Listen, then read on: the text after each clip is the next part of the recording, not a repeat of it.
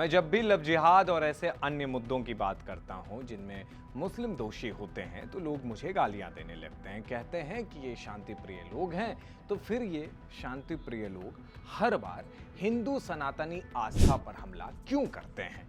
मैं ये बात इसलिए कर रहा हूं क्योंकि हाल ही में एक ऐसा मामला सामने आया है जिसे देखने के बाद मैं ये कह सकता हूं कि भाई कुछ भी करो लेकिन सीएम योगी आदित्यनाथ के कोर एरिया में मत घुसो। सहारनपुर में गंगोह रोड स्थित गोगा ममाड़ी परिसर का पवित्र कुंड इन दिनों फिर चर्चा का विषय बना हुआ है। इसी कुंड में 2 साल पहले सीएम योगी आदित्यनाथ ने पूजा पाठ किया था, लेकिन अब खबर ये है कि कुछ मुस्लिम महिलाओं ने उसी स्थान पर वजू कर नमाज अदा की। घटना का सीसीटीवी फुटेज सोशल मीडिया पर वायरल है और इसे लेकर हिंदू संगठनों में नाराजगी देखी जा रही है। मीडिया रिपोर्ट के अनुसार 29 जून 2026 की शाम 3-4 महिलाएं और कुछ बच्चे परिसर में पहुंचे। यहां उन्होंने पहले पवित्र कुंड में वजू किया और फिर सरोवर के किनारे नमाज अदा की। सरोवर के केयरटेकर मोहित वशिष्ठ ने बताया कि सोमवार शाम करीब 6 बजे 3-4 महिलाएं और कुछ बच्चे परिसर की सीढ़ियों पर आकर बैठ गए थे। इसी दौरान अचानक महिलाएं वहां नमाज पढ़ने लगी।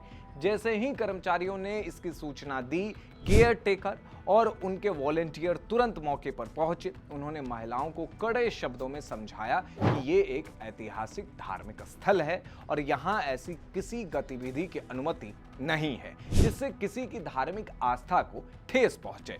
इसके बाद उन्हें वहां से हटा दिया गया। अब सवाल ये है कि इस मामले को लेकर कोई भी बुद्धिजीवी और कथित मुस्लिम इकोसिस्टम वाले पेज कुछ नहीं बोलेंगे, लेकिन जब मुस्लिमों को विक्टिम दिखाने की बात आती है तो यही लोग सबसे आगे रहते हैं और फिर ये बताने लगते हैं कि इस देश में मुस्लिमों से ज्यादा असुरक्षित कोई नहीं है। लेकिन जब सनातन धर्म की आस्था पर हमला किया जाता है, उसका अपमान किया जाता है, तब सेकुलरिज्म और विक्टिम कार्ड दोनों निकाल लिए जाते हैं और कहा जाता है कि नहीं, गलती हिंदुओं की ही होगी। मतलब इस देश में आसान है सनातन आस्था पर हमला करना, और अगर हिंदू आक्रोशित हो जाए तो फिर कहा जाता है कि सेकुलरिज्म खतरे में आ गया है।